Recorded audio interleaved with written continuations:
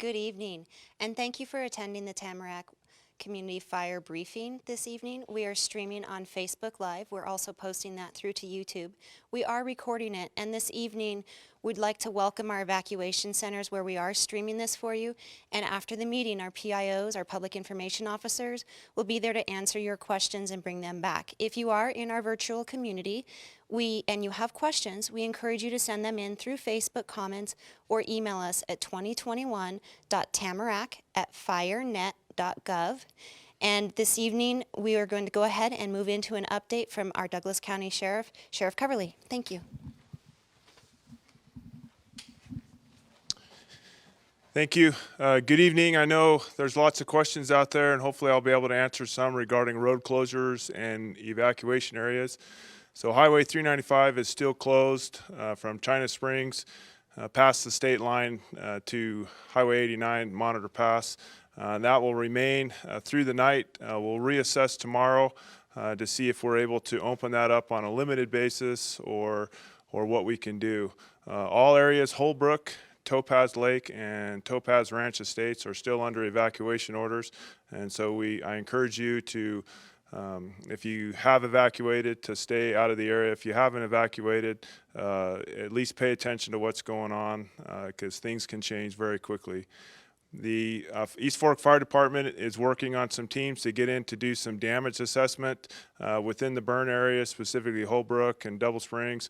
As soon as we are able to let people back in safely to look at their property and their homes and see what's what, we will. So we're doing that as quickly as we can. We appreciate your patience, and thank you very much.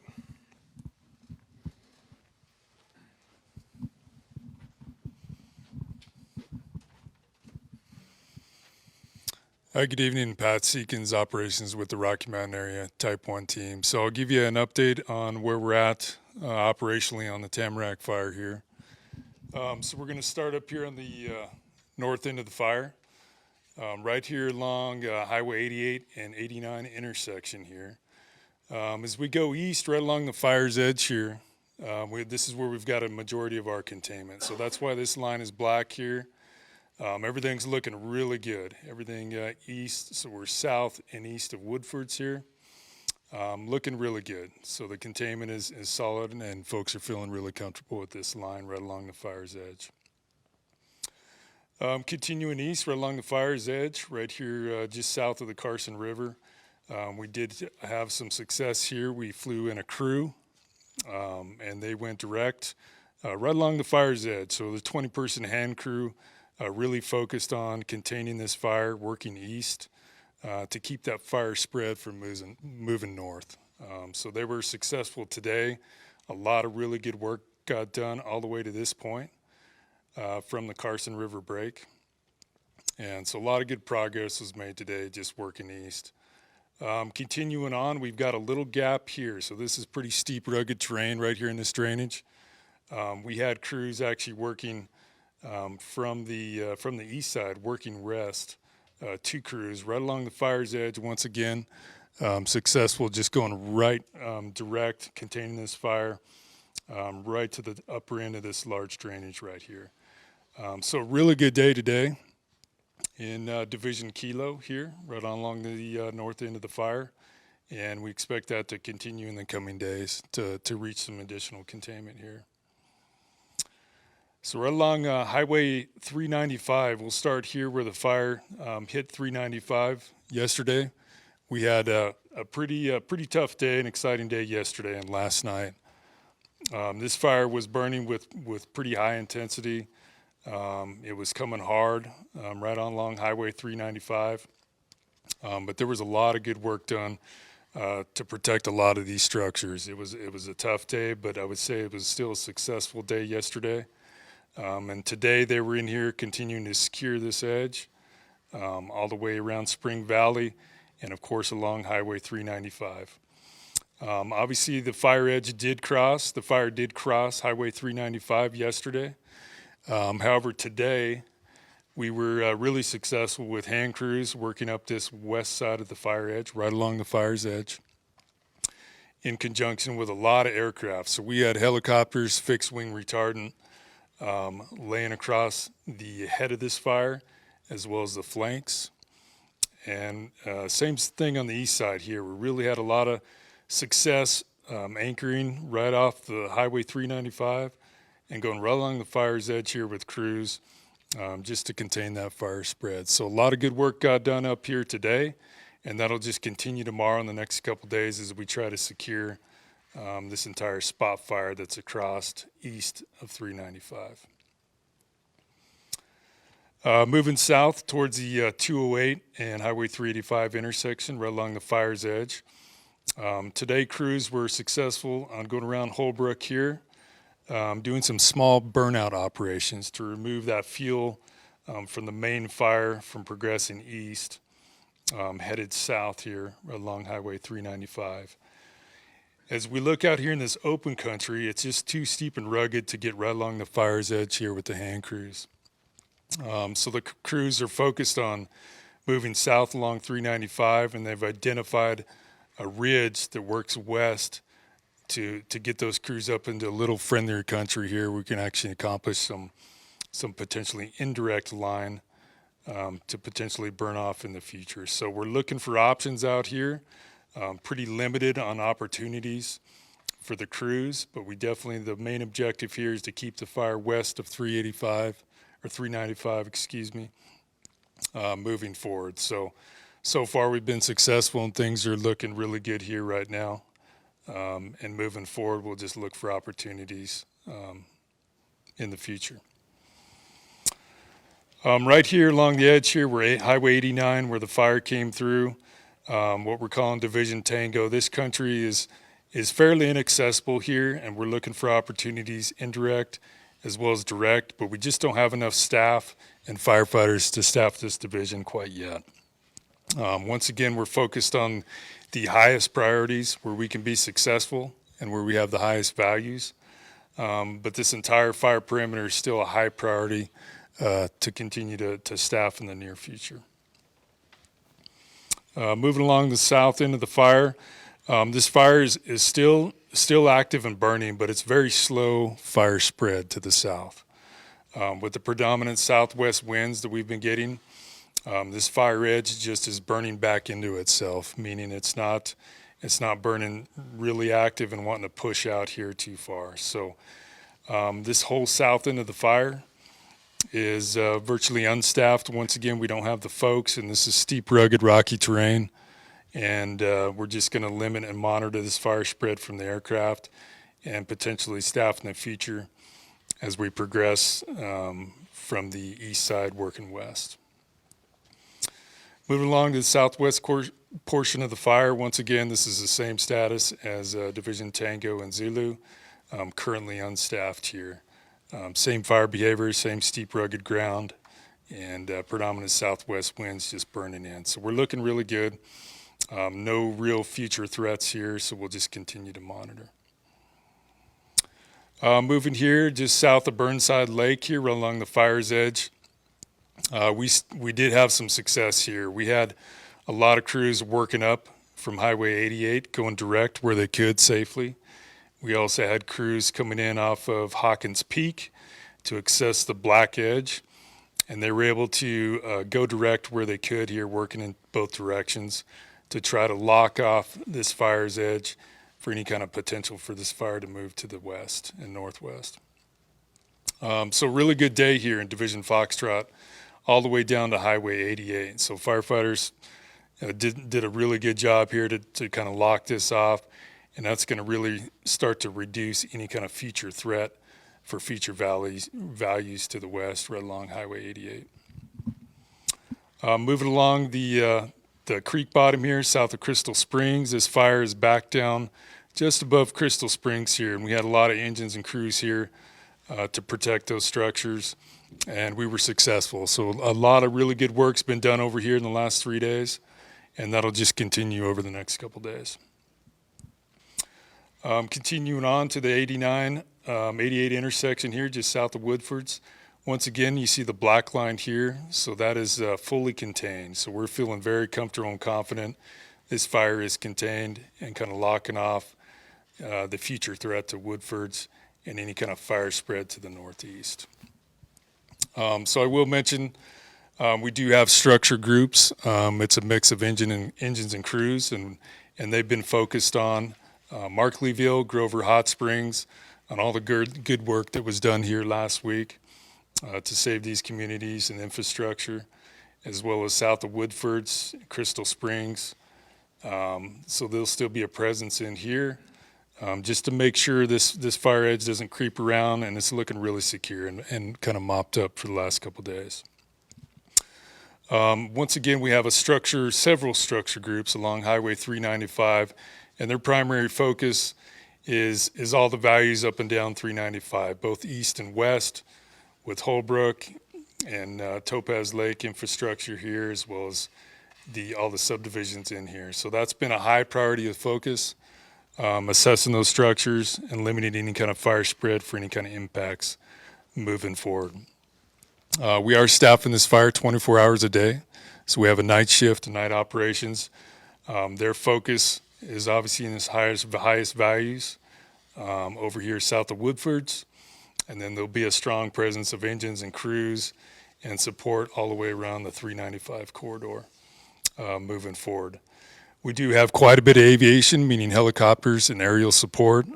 That has been really successful on starting to back up the good work from the crews, and we're just going to continue to be aggressive where we can and where we can be successful.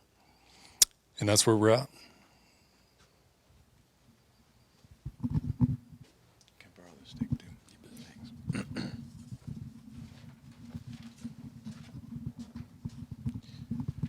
Good evening, Glenn Lewis, fire behavior analyst with Rocky Mountain IMT1.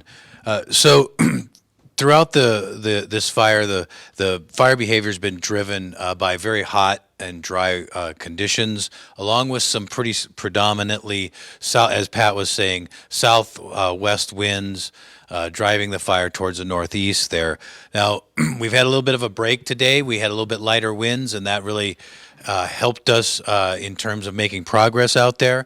Conditions for tomorrow are going to be very similar, very with temperatures 80s to low 90s, relative humidities in the 15 to 20% range, and very light winds again until what we're seeing out there now and what we anticipate tomorrow. About 4 o'clock, we're going to see some of those northwesterly component winds moving down, especially particularly going to affect the Highway 395 corridor there, and that will affect the fire behavior there. But folks are definitely ready for that and taking action on that. So on Sunday, there is a slight chance of thunderstorms.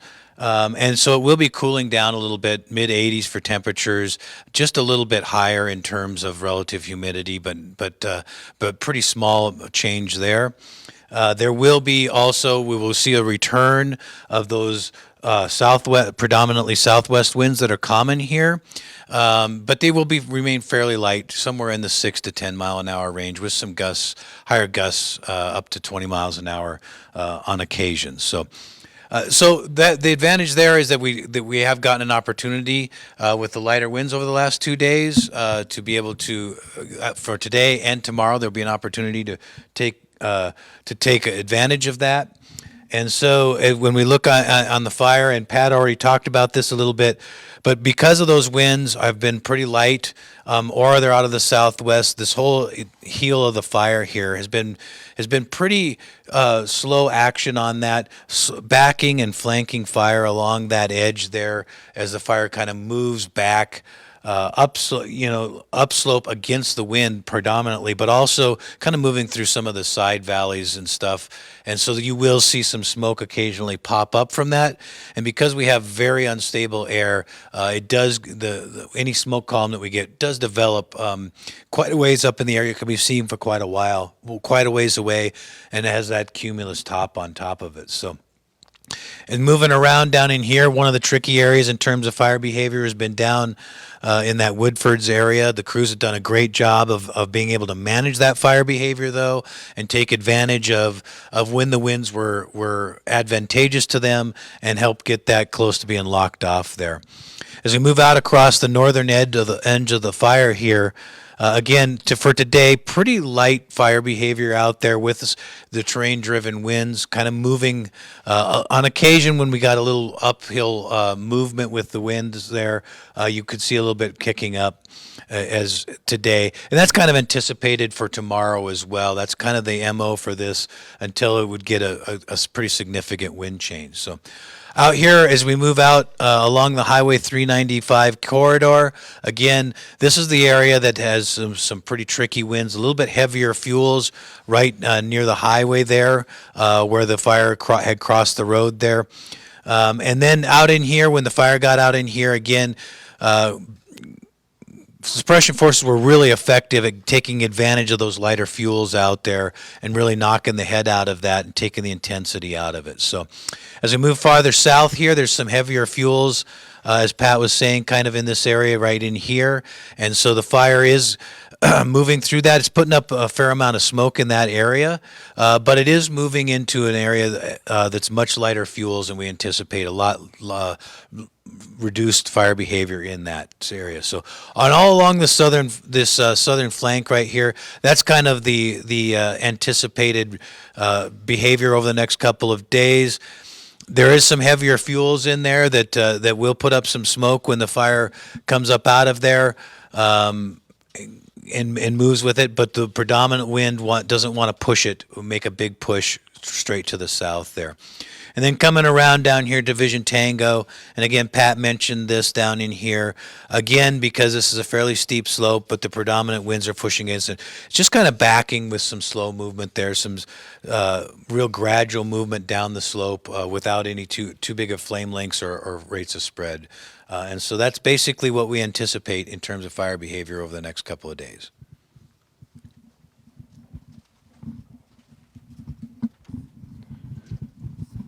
Thanks, Glenn. Good evening, folks. I'm Dan Dallas, the Incident Commander for the Rocky Mountain Incident Management Team.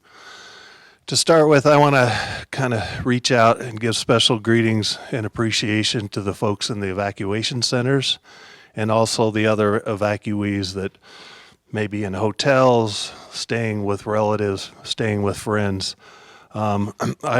I'm truly sorry for the disruption in your lives, and I want to share with you my team's sorrow also for the disruption you folks are experiencing. In our last meeting, I did share my concern that the next few days, so up to now, the next few days would be difficult, or expected to be difficult because of the weather, because of the wind, because of the nature of the fuels and the dryness of the fuels, and they have been. Unfortunately, as expected, the fire growth brought more disruption with it. Our crews and our resources and our local cooperators have had some hard days and some hard nights since we spoke last. But acknowledging those difficulties, I also bring some cautionary good news for you. Our plan, as Pat outlined really from day one, our plan for the suppression of this fire is working, slowly, but it's working. So I would just offer you this. In the days that to come, you can expect more containment on the fire. You can expect a slow but probably noticeable reduction in the fire behavior. But more importantly, what you're going to see eventually, as it's safe, is re-energization. Sorry, I'm having difficult speaking tonight. Be able to re-energize the power lines. Be able to re-enter your homes. Things like that tell you that slowly the situation's getting back to normal. Unfortunately, I can't tell you when that's going to be. We just have to let our ability to slow things down, get containment on the fire, and then the weather that's to come to see when that is. So I can't offer you a time period for that, but that's what I think you can expect. And I'll leave you with, we're hoping that that occurs on our watch. It may not, but we're working really hard as a team with our cooperators, your local elected officials, and all the people that it takes to work through one of these emergency situations. We're working hard to make that happen as quickly as possible. So I'll leave you with that tonight, and thanks for your time and your interest.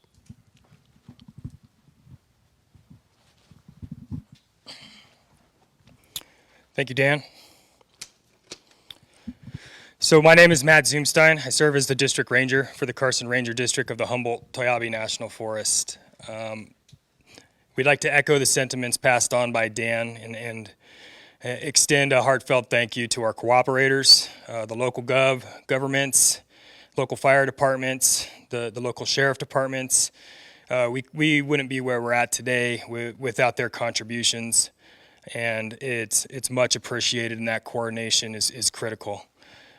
We know there are many people affected by this fire, and we appreciate their patience while giving us the space to work through this difficult incident, which is absolutely a natural disaster. Progress is being made. It's tough to tell, but there's many small victories that are taking place throughout the day. And the responders who are working in and around your homes and properties are doing amazing work in defending those structures. The dedication of all involved is appreciated by the Carson Ranger District, the Humboldt-Toyabe National Forest, and the USDA Forest Service. We're very thankful for the continued support from the community, to all the firefighters who have come out to assist us in this emergency. We understand the sacrifices being made by all, for those who have been displaced, and for the people who are on the line here away from their families, with birthdays being missed, anniversaries being missed, out of home, disruption of life. We understand that, and it is not taken lightly. We are doing everything we can to get you back into your lives and into your homes as soon as we can. Moving forward, priorities have not changed. Number one priority is preservation of life, the life of the affected public and communities, the lives of our firefighters. Second priority would be property, and we have to stay together in how we address those things.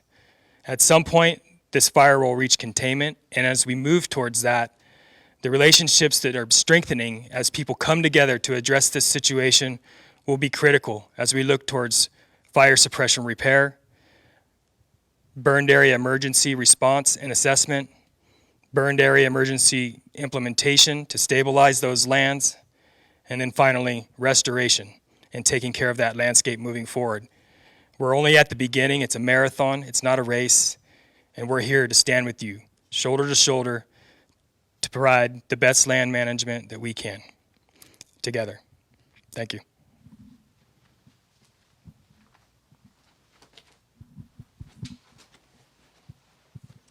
We'd like to thank our communities for their attendance and taking time out this evening to get this message. If you're out and about in our communities, we do have information boards for you to be able to go and directly interact with our daily update, a map, and air quality reports that'll help guide you with your health. In addition, we are out at those evacuation centers and we'll be there to answer your questions, not only tonight, but throughout every day we go and we visit. Please, we have our update for you and our maps, and we look forward to continuing to work with you in the future. Thank you very much and have a good evening.